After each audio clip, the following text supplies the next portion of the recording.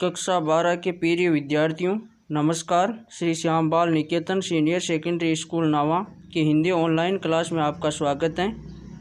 हिंदी व्याकरण में अलंकार का टॉपिक पढ़ रहे हैं, जिनमें अर्थ अलंकार का पहला भेद उपमा अलंकार पढ़ा था। आज हम रूपक अलंकार पढ़ेंगे। दूसरा भेद है रूपक अलंकार। अर्थ अलंकार का दूसरा भेद है रूपक अलंकार। रूपक अलंकार क्या है, इसकी परिभाषा देखते पहले। जब उपमेय और उपमान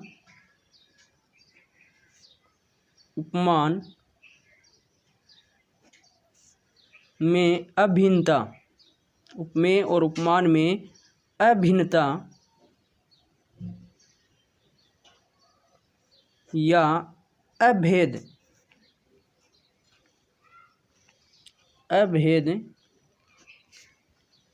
बताया जाए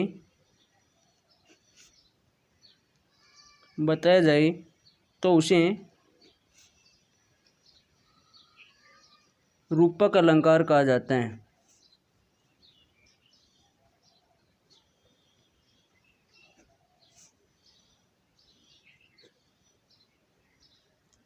अब बात यह आती है कि उपमेय और उपमान क्या होता है। उपमेय मतलब जिसके बारे में कहा जाता है वो तो होता है उपमेय, और जिससे तुलना की जाती है वो उपमान होता है। वो दूसरी वस्तु से तुलना की जाती है वह उपमान होता है। तो जिसके बारे में कहा जाए वह उपमेय, और जिससे तुलना की जाती है वहाँ उपमान होता है। तो उपमेय और उपमान में अभिन्नता या अभेद, कोई भेद नहीं हो, वहाँ पर रूपक अलंकार होगा। अर्थात ऐसे भी कह सकते हैं जैसे उपमेय और उपमान को एक समान मान लिया जाए। एक समान मान लिया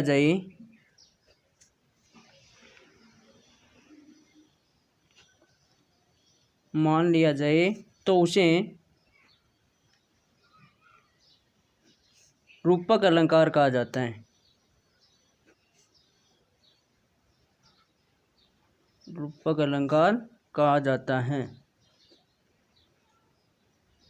जैसे उदाहरण देखते, मियाँ मैं तो चंद्र खिलौना लेऊं। मियाँ मैं तो चंद्र खिलौनों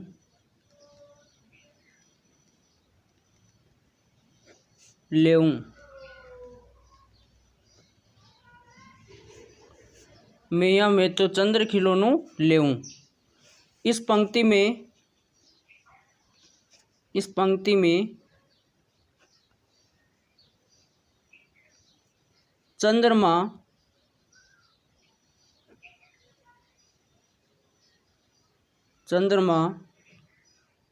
और खिलौने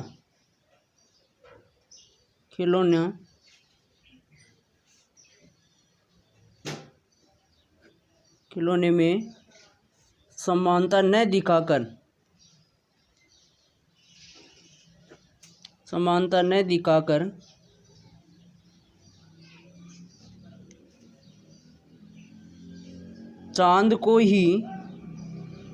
चांद या चंद्रमा को ही खिलौना बोल दिया गया है। खिलौना, चांद को ही खिलौना बोल दिया गया है। इसी कारण रूपक अलंकार होगा।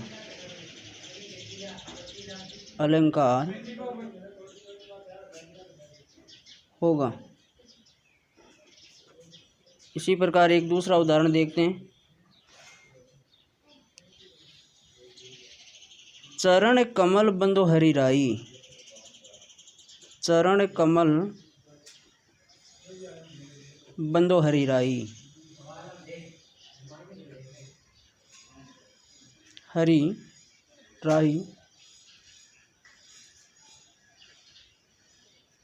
चरण कमल बंदो हरि राई। तो इस पंक्ति में चरणों को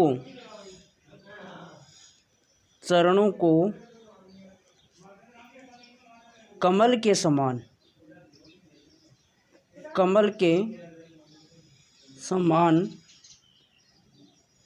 न मानकर या न दिखाकर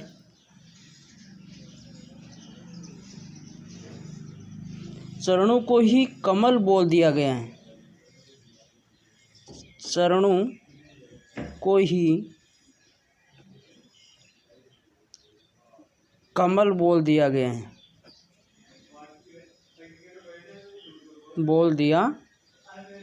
है, इस कारण इस पंक्ति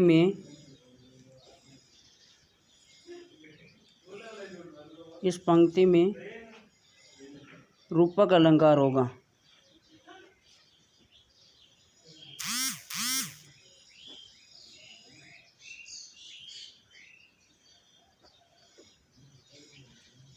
तो रूपक अलंकार का मतलब हो गया उपमेय और उपमान दोनों को एक समान मान लेते हैं।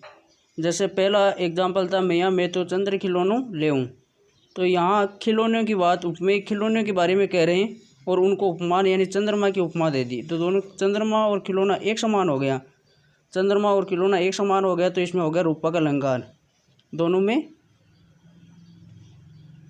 असमानता बताई गई है, अभिन्नता अभेद बताया गया, इसी कारण इसमें रूपक अलंकार हो गया। सेकेंड उदाहरण है चरण कमल बंदो हरि राई, यानी जो चरण हैं पैर हैं उनको ही कमल के समान मान लिया, एक समान हो गया। चरण के उपमेय हो गया जिसके बारे में कहा जाता है, चरणों के बारे में कह रहे हैं, और कमल क्या है उपमान, दोनों को एक समान मान लिया तो यहाँ हो गया इसमें रूपक अलंकार। तो जहाँ उपमेय और उपमान को एक समान मान लेते वहाँ रूपक अलंकार होता है। यह था रूपक अलंकार जो अर्थ अलंकार का सेकंड भेद था। अब हम अगले वीडियो में जो अर्थ अलंकार का तीसरा भेद उत्प्रेक्षा अलंकार को पढ़ेंगे।